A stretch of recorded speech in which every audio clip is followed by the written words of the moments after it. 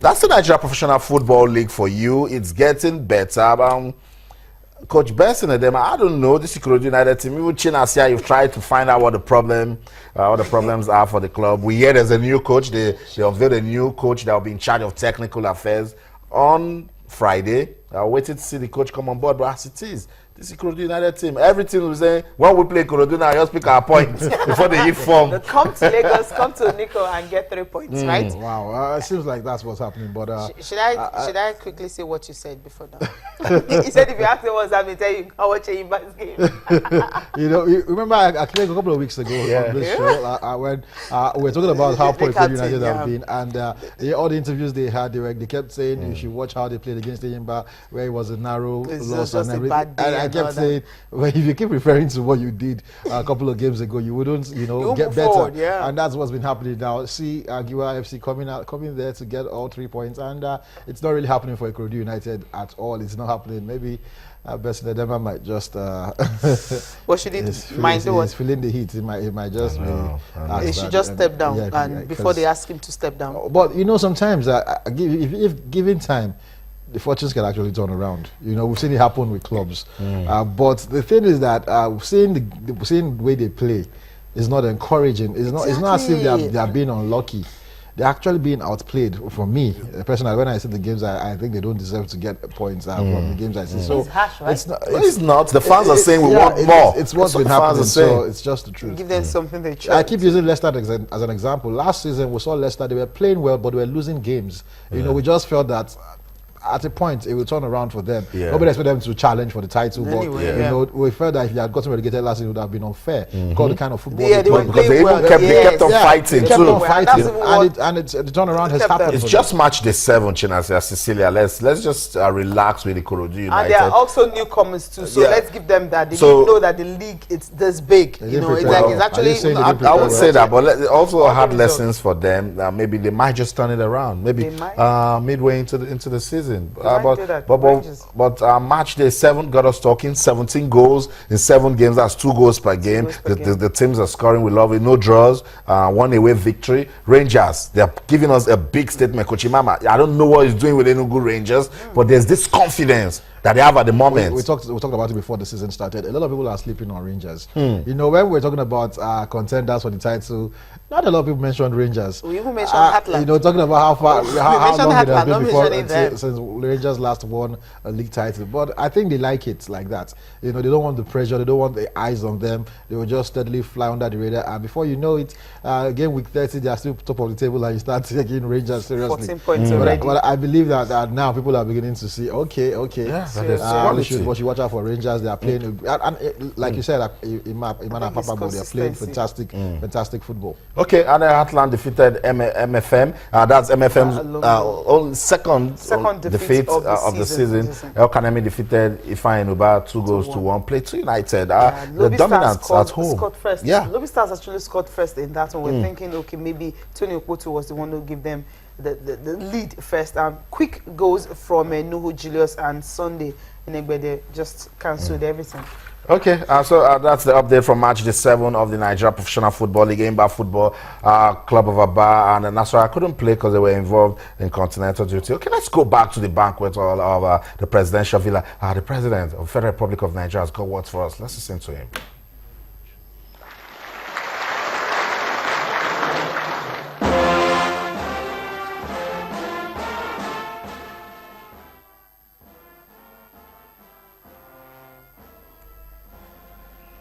Okay, we'll keep monitoring events going on at the National Economic Council retreat in Abuja. The whole banquet hall of the presidential villa is all about addressing issues in the economy and how to, make it better. And so much emphasis on the placed on agriculture, and the guys in the studio, yes, we're talking sports, but we understand that if the economy is good, it will also rub off on the development of sports. Let's come back to match day 7 of the Nigeria Professional Football League. Let's talk about Heartland and MFM. Heartland also another team. Look, I think we shouldn't take our eyes off the teams from the East. It's like there's this business they mean. This is pictures from the game. Heartland are right there, Heartland, MFM. But Cecilia, Abia Warriors, Enugu Rangers, Heartland, put Ifeanyi Ubah into that mix too. They're playing good football. Yeah, they're having a wonderful time, and the fact that there's no distraction from the continent also is helping them. As they had now, that's the only goal that they scored. I love the fact that Giwa FC, the last time they went away to Shooting Stars, they actually shut them down. That 3-0 and all that, more like baptism of fire. That's what you called it. But they went away here. They considered just one goal. It's not just because I mean you're losing 3 points, but I love the fact that they were not really outplayed like what happened the last time, you know, against Shooting Stars. Well, MFM, of course, second loss of the season. The fans may not be happy, but I think as a new club, then they should really. It's something they can really be happy about, going to Heartland and losing by a lone goal. And they're fighting. They keep fighting. Only their second defeat of the season will let you still see more pictures. You must trust Channel Sports to give you all the highlights are coming from the Nigeria Professional Football League. This one between Plateau United and Lobby Stars. Yes, of course. I mean, the away teams had to go and just look at their fans, and we're happy with them. And when the game started, they had to get the goal first, but that just wasn't enough. Tony Okutu gave them down. Now this is a beauty from him. He knew what to do, and of course did it so well. And well, they didn't know what was going to happen after this. They felt they can just hold on and without lone goal victory and go back home. Their fans were already celebrating who traveled down with them. But what happened when the home side started? When you have all these fans coming out to support and they were you. not really happy and all that. All of them, watching and like, what's going to happen here? And what happened? 2 quick goals just came on, and they had to win at home because you have so many fans coming in. You really want to make them happy and see them coming back to watch it. Now, this is actually not a good one. I didn't like what the goalkeeper did here. Well, I think he wasn't really expecting that. And sometimes your defenders are also in your way, so it's very difficult. He might see the ball. Maybe he saw the ball. Take advantage of that. He didn't see it on time. And again, you don't know when these players will shoot. That's another thing. I speak to the goalkeeper, former Spy. Of course, that's the plan, Austin. I don't want to let you know that I'm going to take a shot. And say they won by Sunday. Now look at what happened. He just ran out at the end of the day. Any goalkeeper can be rounded, particularly if your timing is wrong. But that's a good one for Plateau United. They are 10th on the NPFL table. Plateau United, they've played 7, 3 wins, 1 loss, and 3 draws. But they're doing well. The newly promoted side also, Plateau United. Let's just see if they can consolidate on that. Rangers, they're now on top of the table with a point difference. MFM is still hanging on tight. And in 3rd place, Kano Pillars. That's why match day 8 will get us talking, because Kano Pillars will come to Lagos to play MFM. Fantastic. That's the game we're waiting for. Fantastic game. We can't wait for that one. And you know how it always is when you go to Kano to take on the Pillars. entire fans come out. Entire fans. So I'm urging Lagosians to come out, because Kano Pillars, they're a big team. One of the biggest in the country, and they will come with their fans. They always Trust come me, with their they will fans, come with their fans. So, and don't forget they have populace here in Lagos. So trust me. And Agege Stadium. Wow, you might not see seats if you don't go on time. And I like it. It's a good advertisement for Nigerian football. Very, very. It shows you the interest. Like I said, I'm looking forward to a time where you can just take your dates to the stadium one weekend to see a game.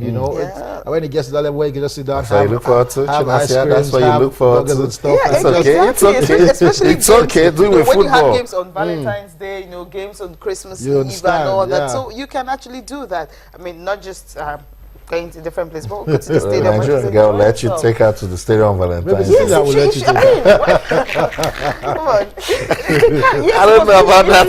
If she's a football fan, it's something different. if she's a football If fan. See, sometimes, football fan, and most girls- Austin and Cecilia, sometimes you come don't on. need to be a fan of the sport. Like in America, the NFL, people go there, some people don't even watch the games. They It's just just want it's to the be there. atmosphere. Exactly. It's, The razzmatazz, we the can glamour. We need create to that. rebrand our football. Yes. We should do a It's beautiful already been experience. done. Yes. It's been done. Give fans something to talk about when they leave the stadium. Let them itch to return to the stadium. We need to fantastic do experience. And Just see a the fantastic turnout the game experience. between Plateau United and Lobby Stars. I mean, that was really Yeah, awesome. very The impressive. crowd was really impressive. And at the end of the day, they enjoyed themselves, so they will go back home and go tell the good story. Look, Nigerian Professional Football League, it's back and better. Not just better, I think can compete with one of the best. I mean, look at what happened in Egypt just this last weekend. That's a sad story. Okay, so that's it. The Nigeria Professional Football League giving us reasons to talk sport. We love our own football. You should love it also. I was saying match day 8 should get you talking match day 23rd to the 24th. that one will be a cracker when MFN will take on Kano Pillars. Agege Stadium, Lagosians, let's lock it down. Yes, let's lock it down. So give people reasons, to avoid that route. Let's, show other states that in Lagos, they also love football. Fans, yeah, Nigeria Professional Football League. Let's talk tennis now. Cecilia, I told you the show must go on. They're beginning to, live life after Maria Sharapova's stunning revelation. Victoria Azarenka beating Serena Williams. Yeah, she wasn't really at her. Is at her best? Yes, she wasn't. I do agree. She wasn't at her best because the victory was 6-4, 6-4, and the first set actually ended 41 minutes. That's not the Serena that we know. I know. I said it on my show on Saturday. Emotions got the. If Victoria Azarenka stays injury free, I think she's the only woman that can actually stand toe-to-toe with this Serena. This game ended under 90 minutes. That what I'm telling you is Victoria Azarenka is that good. If she stays injury-free and keeps her form, she will be the person, the only woman. Sharapova couldn't threaten Serena. But I'm telling you, Victoria Azarenka, from days gone past, I think this is not the first time she's beaten Serena. She's always been a tough competition, a tough cookie for Serena to crack. And if she stays fit, that would be the main rival Serena will have at the top. She will be the person really rivaling Serena. She's a former world #1. Don't forget that. Yeah. And she plays really good tennis. She's strong physically. She's tough. She can match up with Serena. Oh my God! The racket suffers. They're bringing that another one. Actually, hope she stays injury free so that we can see some sort of competition. Now that Sharapova might not just be around for a while, so get ready for Serena. I'm sorry. We'll get ready for. Sharapova was never in competition since the last. She was tough to beat in 2004 for Serena, but after that. It's a good one for Victoria Azarenka. Why I was saying, Victoria Azarenka shocked Serena Williams. Nobody's shocking over Djokovic. Nobody at all. Nobody is shocking him. The only game he lost this year was because he had an eye infection. He had to retire from that particular match against Feliciano Lopez. Aside that, he hasn't lost any other game. He's been unstoppable this season on a roller coaster. See what he did to Nadal in the semi-finals. Totally annihilated him. So get out of my way. This was the final, 6-2-6 love. And for a Raonic that you think can create upsets. Raonic is a powerful server. Yeah, Raonic actually he's got some good play. There was a time he left the court when he went to treat himself. I think maybe. Oh please! It is the effect. It is the effect of what he was feeling that will make him go for some attention. Novak Djokovic anytime, any day. Fifth title, it's fifth title at Indian Wells. I think that's the record. And when you ask him, he said he's always happy, when he had to break a record. Guys, we'll have a minute to leave the studio. We can't look at the paper, but let's just talk about the English Premier League and the drama that is going on at the moment. We'll just run through it. Louis van Gaal is confident that his team can qualify for the Champions League. I have this problem with Louis van Gaal. He gets a good result, he comes out and he starts talking, and before you know, he start faltering. I remember when they beat Liverpool at Anfield, he came out and said they were still in the title race, and we saw what happened after then. Now you've beaten Man City, you're coming out and say you're in the top four. I think just keep quiet, stay low out, keep playing good football. Let your football speak for you. Because you keep putting yourself under unnecessary pressure. But it's mind games also, Chinonso. Yeah, it's mind games. It's not mind games. Oh just focus. Okay, focus guys, I'm sorry. What happened to Southampton? Louis van Gaal say you should shut up. It's okay. Shut up and do the job. Get the job done. And get your team into the Champions League. Let's see. And let's see how Pep Guardiola can come to Manchester City and they'll be playing in Europa. It's going to be very sweet, right? Oh my goodness. Chinonso, thank you so much for coming around. Always a pleasure. Yeah, thank you. Well, thank you so much for being part of the program. We'll definitely be here again tomorrow, and of course Sport Tonight is at 9. Don't forget, I'm Cecilia Amogbo. I'm Austin Okonakpan. It's always a delight to have you join us to talk sport. When we leave the studio, you can keep talking to us on Twitter. It's channels_sports, and on Facebook for channels-sports. We'll come your way again in everything. Do remember to keep talking sports. Bye for now.